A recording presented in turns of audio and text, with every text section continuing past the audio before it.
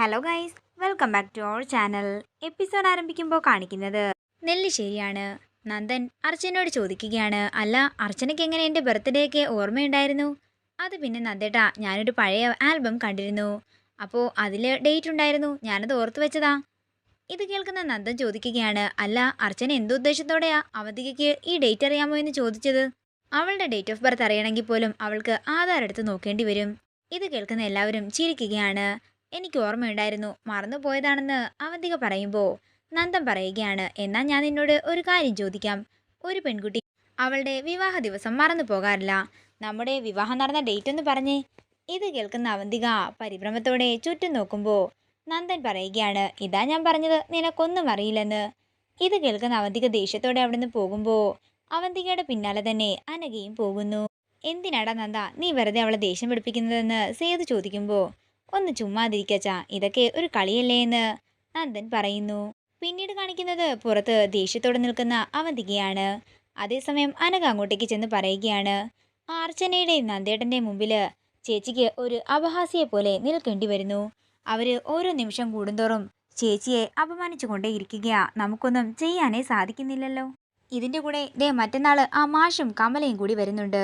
എല്ലാവരും കൂടി ഒത്തുചേരുന്നതിൻ്റെ കാര്യമൊക്കെ ഓർക്കുമ്പോഴേ എനിക്ക് ദേഷ്യം വരുന്നുണ്ടെന്ന് അനഘ പറയുമ്പോൾ അവന്തിക പറയുകയാണ്, അതെ എല്ലാവരും വരട്ടെ, വന്നാൽ ആരും തിരിച്ചു പോകാനേ പോകുന്നില്ല. മറ്റന്നാളാണ് അവന്തികയുടെ പ്രതികാരം തീർക്കുന്ന ദിവസം. നെല്ലിശ്ശേരിയിലെ എല്ലാവരെയും കൂട്ടത്തിൽ അവരുടെ രക്തബന്ധങ്ങളെയും എല്ലാവരെയും ഒരുമിച്ച് മുകളിലേക്ക് അയക്കുന്ന ദിവസമാ അത്. നാളെ ഒരു ദിവസം കൂടി മാത്രം ആയുസുള്ള ഇവരെയൊക്കെ നമ്മളെ കൊണ്ട് പറ്റാവുന്ന രീതിയിൽ സന്തോഷിപ്പിക്കണമെന്ന് അവന്തിക പറയുമ്പോൾ അനഘ ചോദിക്കുകയാണ്, അപ്പോൾ മറ്റന്നാളാണോ നമ്മുടെ പക തീർക്കുന്ന ദിവസം? അതെ മോളെ, മറ്റന്നാൾ തന്നെയാണ്. തുടർന്ന് അവന്തിക പറയുകയാണ്, നീ നിന്റെ സാധനങ്ങളെല്ലാം പാക്ക് ചെയ്ത് വെച്ചേക്ക്.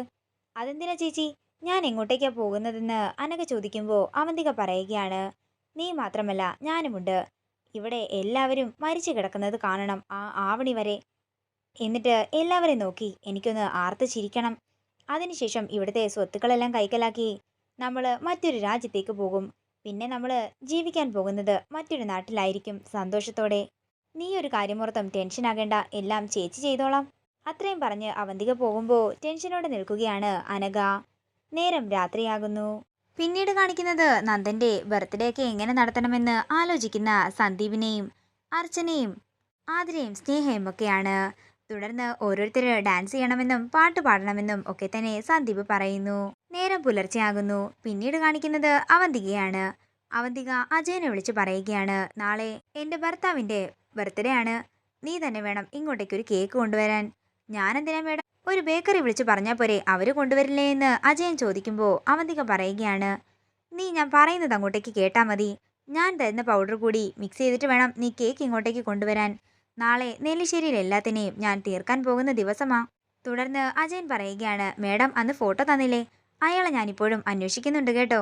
ഇത് കേൾക്കുന്ന അവന്തിക ദേഷ്യത്തോട് പറയുകയാണ്, നീ ഇനി അയാളെ അന്വേഷിക്കുകയൊന്നും വേണ്ട, അയാൾ എത്തേണ്ടടുത്ത് എത്തിയിട്ടുണ്ട്. അത്രയും പറഞ്ഞുകൊണ്ട് അവന്തിക കോള് കട്ട് ചെയ്യുമ്പോൾ അജയൻ പറയുകയാണ്, ഓ ഇനി ഇവരുടെ കയ്യിൽ നിന്ന് പൈസ കിട്ടുമെന്ന് തോന്നുന്നില്ല. തുടർന്ന് അനഘ അവന്തികയുടെ അടുത്തേക്ക് വരികയാണ്.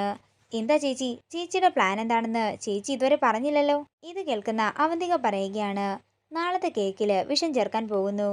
എൻ്റെ ചേച്ചി എന്ത് മണ്ടത്തരമായി പറയുന്നത്, ആ കേക്ക് നമ്മളും കഴിക്കില്ലേ എന്ന് അനഘ ചോദിക്കുമ്പോൾ അവന്തിക പറയുകയാണ്, നമ്മളും കഴിക്കും, പക്ഷേ നമ്മൾ പേരിന് മാത്രം കഴിക്കുകയുള്ളൂ, എല്ലാവരെയും ബോധിപ്പിക്കാൻ വേണ്ടി. ബാക്കി എല്ലാവരും ഒത്തിരി കഴിച്ച് കുഴഞ്ഞു വീണ് മരിക്കുമ്പോഴേ നമ്മൾ ഉള്ള ബോധം വെച്ചുകൊണ്ട് ഹോസ്പിറ്റലിൽ പോകും. ഇല്ലെങ്കിലേ എല്ലാവർക്കും നമ്മളെ ആയിരിക്കും സംശയം. ചേച്ചി നമ്മുടെ ജീവൻ വെച്ചിട്ടുള്ള കളി എന്തിനാ, വേറെ എന്തെങ്കിലും പ്ലാൻ ചെയ്താൽ പോരെയെന്ന് അനഘ ചോദിക്കുമ്പോൾ അവന്തിക പറയുകയാണ്, ഞാനെല്ലാം തീരുമാനിച്ചുറപ്പിച്ചു കഴിഞ്ഞതാ. നാളെ എന്താ നടക്കുന്നതെന്ന് നീ കാത്തിരുന്ന് കണ്ടോ. ഇത് കേൾക്കുന്ന അനഘ ടെൻഷനോടെ നിൽക്കുകയാണ്. പിന്നീട് കാണിക്കുന്നത് അനൂപ് വരുന്നതാണ്. എന്താ മീരെ, എന്തിനാ എന്നോട് ഇങ്ങോട്ടേക്ക് വരാൻ പറഞ്ഞതെന്ന് അനൂപ് മീരയോട് ചോദിക്കുമ്പോൾ മീര പറയുകയാണ്, എനിക്കറിയില്ല, എന്നോട് പറഞ്ഞു അനൂപേട്ടനോട് ഒന്നിങ്ങോട്ടേക്ക് വരാൻ പറയാൻ. അതേസമയം സച്ചിയും സന്ദീപും കൂടി അങ്ങോട്ടേക്ക് വരികയാണ്.